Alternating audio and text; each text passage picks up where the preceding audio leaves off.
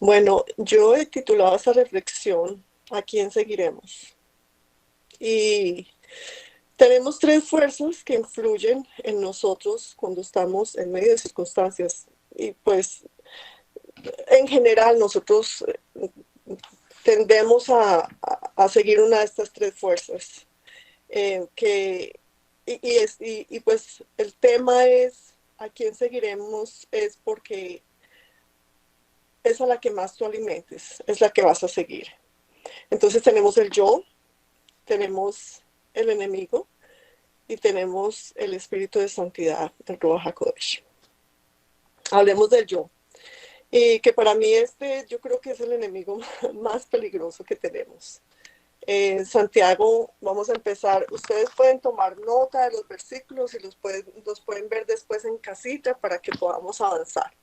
Santiago 1:13 al 15 dice, bueno, lo voy a leer desde el 12. Al que soporta las dificultades, Dios lo bendice y cuando la supera le da premio y el honor más grande que puede recibir, la vida eterna que ha prometido a quienes lo aman.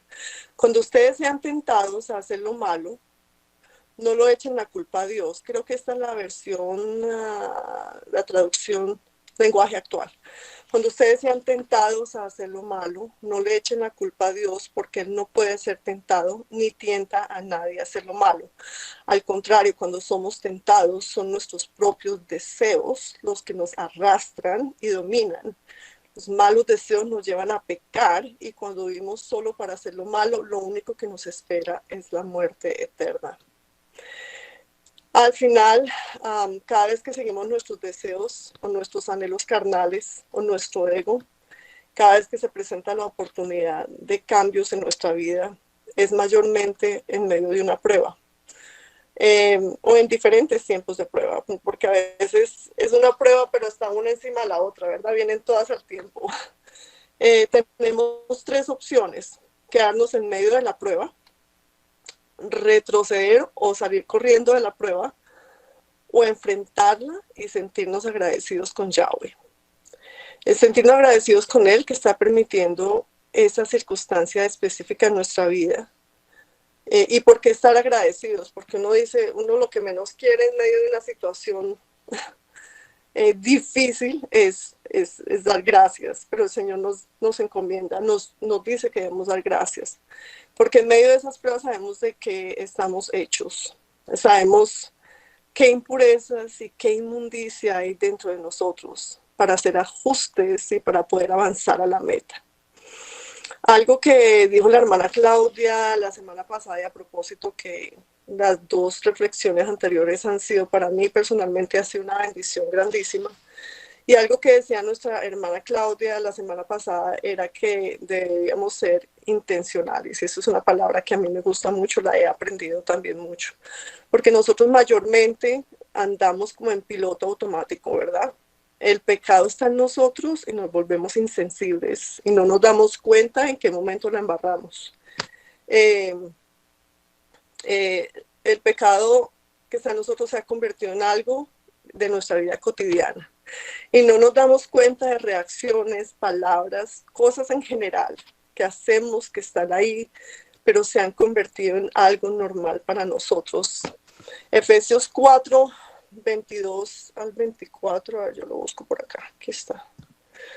Dice Efesios 4:22, lo voy a leer desde el 17. Esto pues digo y requiero en el Señor, que ya no andéis como los otros gentiles que andan en la vanidad de su mente, teniendo, y esto es bien peligroso, el entendimiento entenebrecido, porque a nosotros también nos puede pasar lo mismo, ajenos de la vida de Dios por la ignorancia que en ellos hay, porque en nosotros también hay ignorancia, por la dureza de su corazón, porque en nosotros también hay dureza de corazón, los cuales después que perdieron toda sensibilidad, y esto es el piloto automático del que hablo, se entregan a la lascivia para cometer en avidez toda clase de impureza, mas vosotros no habéis aprendido así de el Mesías. El 22 dice, en cuanto a la pasada manera de vivir, despojados del viejo hombre que está viciado conforme a los deseos engañosos y renovados en el espíritu de vuestra mente y vestidos del nuevo hombre creado según Dios en la justicia y santidad de la verdad. Y esa palabra viciados en el griego 53-51 significa agotarse, secarse, arruinarse, corromperse, destruirse. Y eso es lo que pasa cuando nosotros tenemos un espíritu viciado, nuestra vida está viciada de pecado, que nos secamos espiritualmente.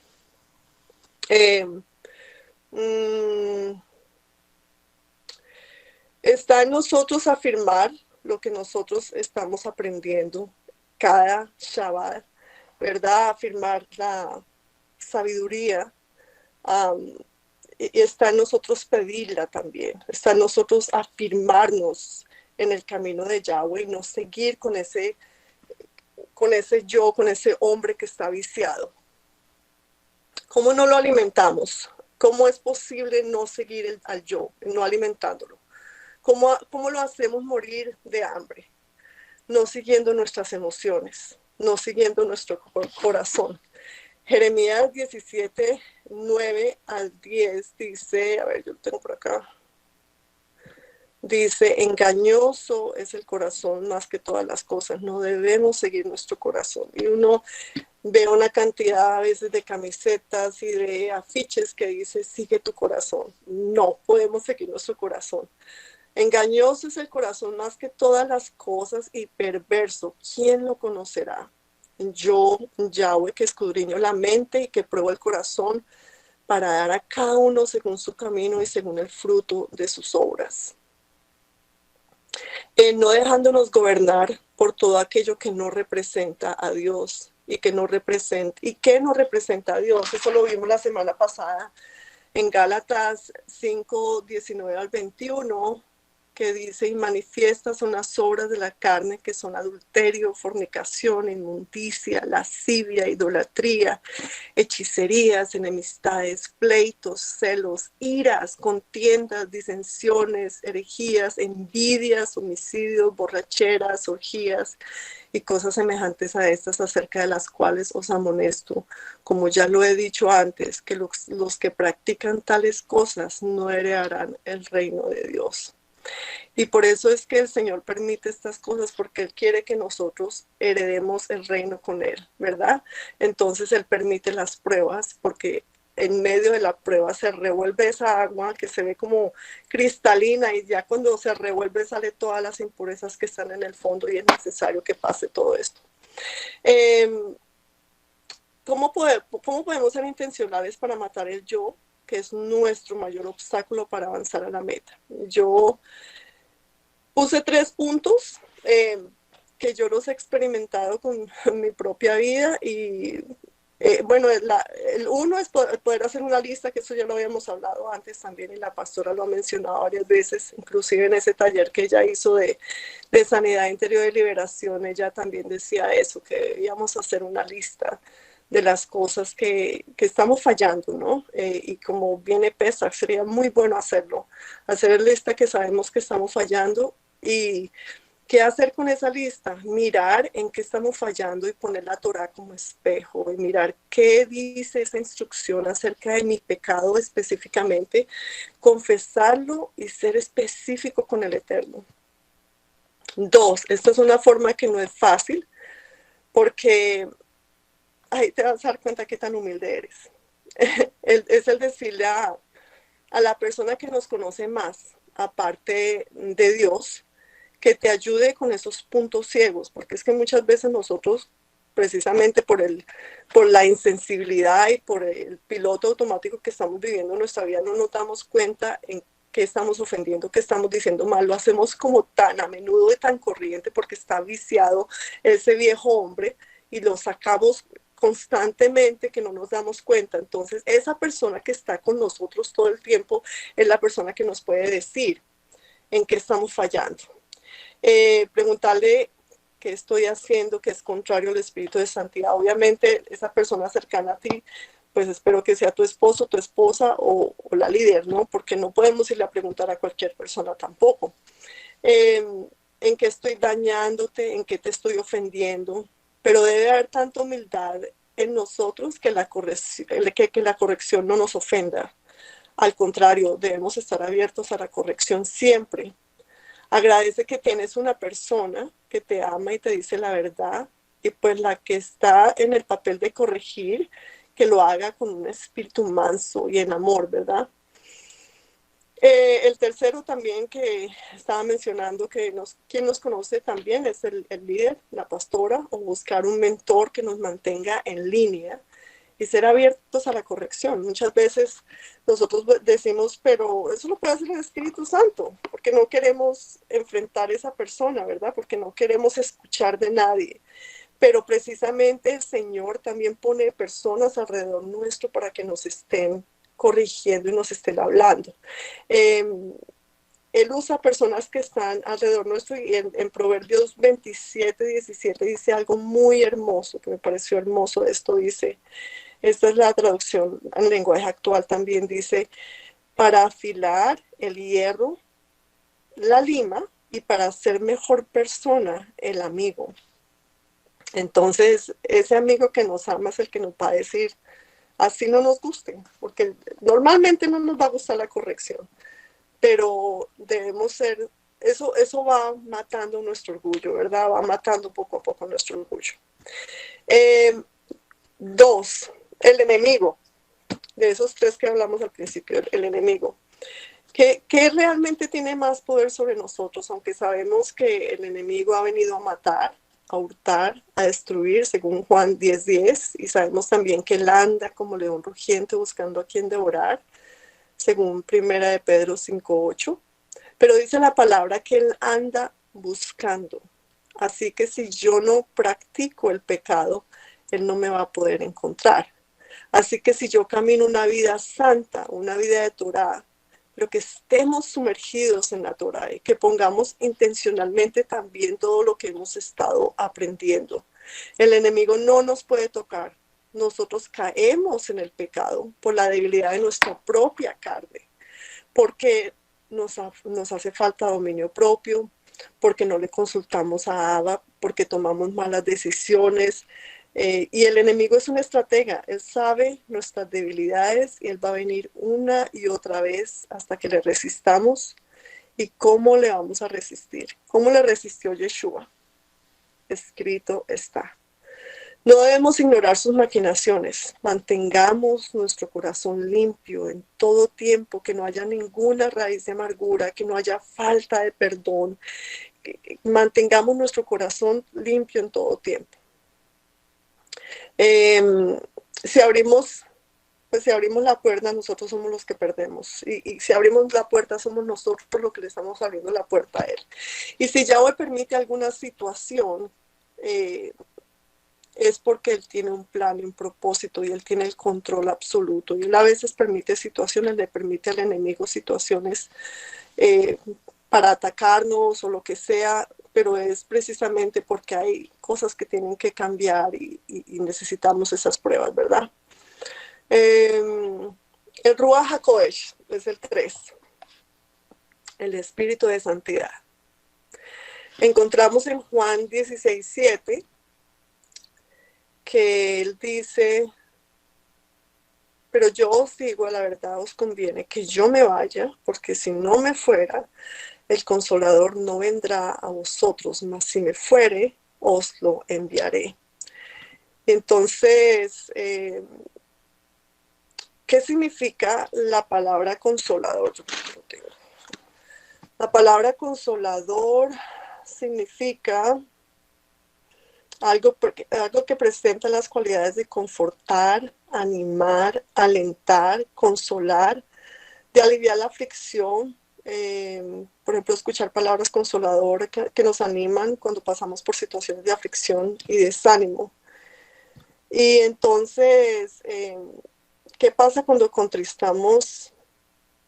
Bueno, y en griego significa intercesor, abogado y consolador. ¿Qué pasa cuando contristamos al Ruach HaKodesh? Empecemos por mirar qué significa la palabra contristar. La palabra contristar significa causar tristeza. Entonces, ¿cómo entristecemos al Ruach HaKodesh? Y ahí bueno, vamos a ir, espérame que yo tengo por acá, Primera Tesalonicenses 5, 14 y 19, aquí lo tengo. Y es algo muy hermoso, dice, vamos a leer desde el 12, os rogamos hermanos que reconozcáis a los que trabajan entre vosotros y os presiden en el Señor y os amonestan, y que los tengáis en mucha estima y amor por causa de su obra, tened paz entre vosotros. También os rogamos, hermanos, que amonestéis a los ociosos, que alentéis a los de poco ánimo, que sostengáis a los débiles, que seáis pacientes para con todos. Ok, desde el 15, mirad que ninguno pague a otro mal por mal. Antes seguid siempre lo bueno, unos para con otros y para con todos. Están siempre gozosos. Orad sin cesar. Dad gracias en todo porque esta es la voluntad de Dios para con vosotros en el Mesías Yeshua. Y no apaguéis al Espíritu Santo.